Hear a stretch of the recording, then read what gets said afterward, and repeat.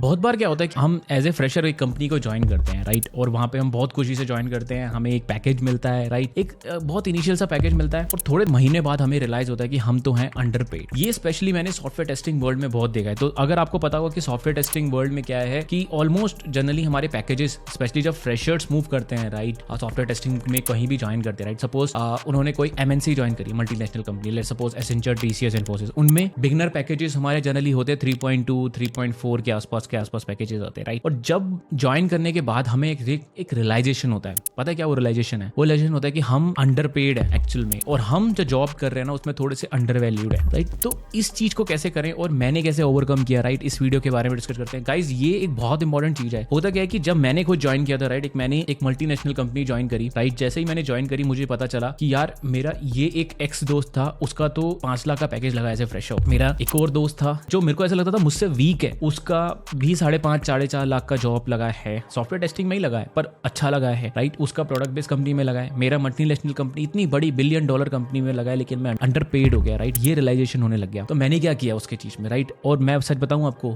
ऐसे एक्सपीरियंसेस ना आपको कोई भी नहीं बताएगा, आपको ये एक्सपीरियंस वही बता सकता है जिसने खुद किया है, राइट। तो स्टार्ट करते हैं वीडियो को। आप इसको 1.5x करके देख सकते हैं, पूरा एंड तक देखना, बहुत अच्छे टिप्स बताने वाला हूं। स्टार्ट करें वीडियो को, चलो स्टार्ट करते हैं।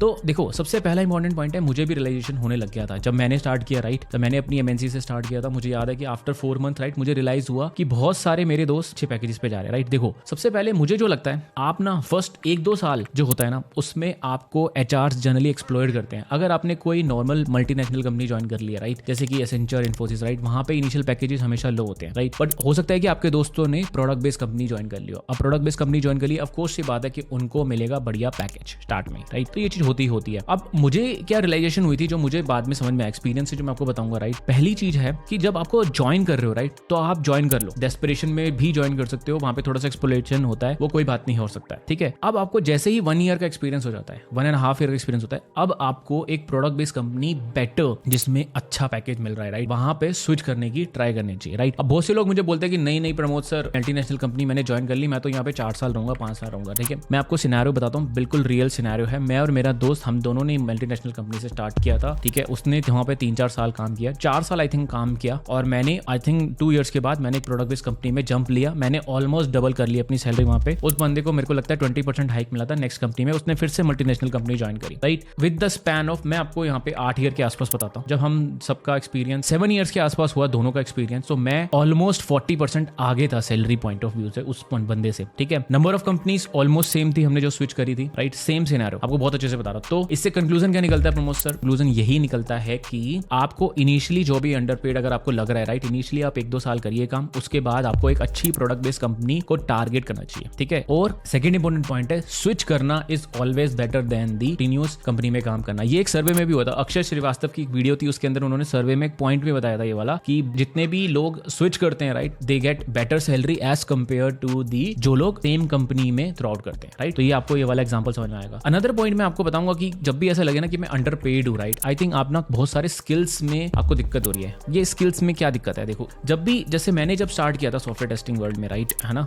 तो मुझे लगने लग गया था कि हाँ मेरे पास ऑटोमेशन की स्किल्स मिसिंग है, मेरे पास एपीआई टेस्टिंग की स्किल्स मिसिंग है। दैट्स व्हाई, क्योंकि जो लोग प्रोडक्ट बेस्ड कंपनी में काम कर रहे हैं, राइट, उन्होंने एपीआई टेस्टिंग में काम करना शुरू कर दिया था, उन्होंने सेलेनियम में काम करना शुरू कर दिया था, तो मेरे पास वो वाले स्किल्स नहीं थे, और मैं उतनी वैल्यू एड कंपनी को नहीं कर रहा हूँ, इसलिए उस हिसाब से मुझे अंडरपे किया जा रहा है, राइट। तो ये चीज नोटिस करना बहुत इंपॉर्टेंट है। देखो दिल से दिल की बात हो रही है प्रॉपर। तो एज ए फ्रेशर मुझे लगता है कि अगर देखो सबसे बेस्ट तरीका तो है कि अगर आपको बहुत अच्छी मल्टीनेशनल कंपनी मिल रही है जिसमें हायर पैकेजेस, या फिर प्रोडक्ट बेस्ड कंपनी जहां पे हायर पैकेज मिल रहा है, राइट, गो फॉर इट। देखो सैलरी एक ऐसा पॉइंट है, आपको बहुत से लोग बोलेंगे कि नहीं वर्क के लिए जाओ, नहीं काम देखो बढ़िया कहाँ है ना, पर ट्रस्ट मी कहीं बार आपको एक ऐसा बैलेंस कंपनी जरूर मिल जाएगी जहां पे काम भी बढ़िया है और पैसा भी बढ़िया है, तो वो कंपनी तो आपकी फर्स्ट चॉइस होनी चाहिए। कहीं बार ऐसा होता है कि आपको काम ठीक मिलेगा पर पैसा अच्छा मिलेगा, तो मेरे ख्याल से वो वाली सबकी सेकंड चॉइस होनी चाहिए। कई बार ऐसा है काम बेकार होता है, पैसा अच्छा मिलेगा, ये आपकी थर्ड हो सकती है, ठीक है। और कई बार ऐसा होता है, जनरली हम जब स्टार्ट करते हैं, राइट, काम भी बेकार होता है, सैलरी भी बेकार होती है, तो 5th स्टेज होती है, तो 5th स्टेज से तो ऊपर जाना ही जाना है हमें, ठीक है। तो आई होप आपको क्लैरिटी मिल गई होगी यहाँ पे कि आपको क्या करना है लाइफ में, राइट। अब मैंने आपको पहला पॉइंट बताया कि मैंने स्विच कर सकते हो, बेटर रहेगा। सेकंड पॉइंट मैंने आपको बताया कि प्रोडक्ट बेस्ड कंपनी में स्विच कर ज्यादा बेटर रहता है। थर्ड इंपॉर्टेंट पॉइंट है स्किल्स इंप्रूव करने बहुत इंपॉर्टेंट है, ठीक है। चौथा पॉइंट बता दो कि देखो स्किल्स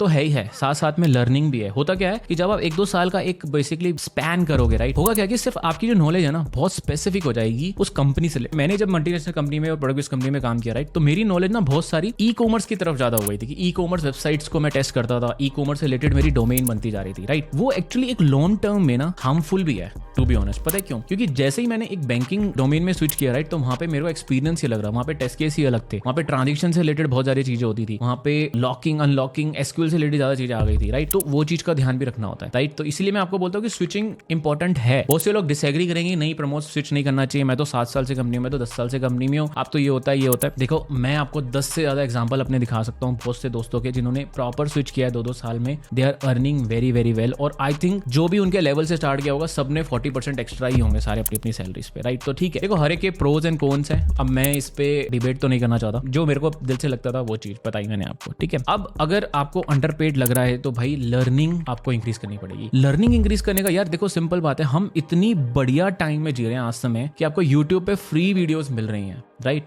अगर आपको कोई भी चीज सीखनी है आपको बहुत सारी चीजें फ्री मिल जाती हैं। देखो, अगर आप फ्रेशर हो, आपने इंजीनियरिंग पे लैक्स ऑफ लैक्स खराब करे हैं, क्या आप एक 5,000 का 10,000 का कोर्स खरीद के आप एक ऑटोमेशन नहीं सीख सकते? क्या आप एक नॉर्मल सॉफ्टवेयर टेस्टिंग के ट्यूटोरियल्स नहीं ले सकते? क्या आप 500 रुपए का यूडेमी का कोर्स नहीं ले सकते जहां पे एक बंदे ने जो जिसका 20 साल का एक्सपीरियंस है आपको सॉफ्टवेयर टेस्टिंग सिखा रहा है? क्या वो नहीं ले सकते? बिल्कुल ले सकते हो आप। तो अपनी लर्निंग्स को भी साथ साथ इंप्रूव करते रहो, ठीक है। नॉट ओनली अपनी टेक्निकल नॉलेज को, कम्युनिकेशन पे भी तो ले सकते हो आप। डुओलिंगो की ऐप बेसिकली इंस्टॉल कर लो, वहां पे पेड सब्सक्रिप्शन ले लो 200-300 रुपए का, उसमें अपने कम्युनिकेशन पे काम करो, राइट। बहुत सारी चीजों पे इंप्रूवमेंट कर सकते हो, राइट। तो ये सारी छोटी छोटी चीजें ना बाद में कंपाउंड हो जाती हैं और आपको एक हायर सैलरी की तरफ इंपॉर्टेंट करती है, ठीक है। अच्छी कंपनीज को टारगेट करो, ट्रस्ट में अच्छे से हो जाएगा, ठीक है। अच्छी लगी वीडियो तो लाइक और सब्सक्राइब कर जाना। मिलता हूं अगली वीडियो में, बाय बाय।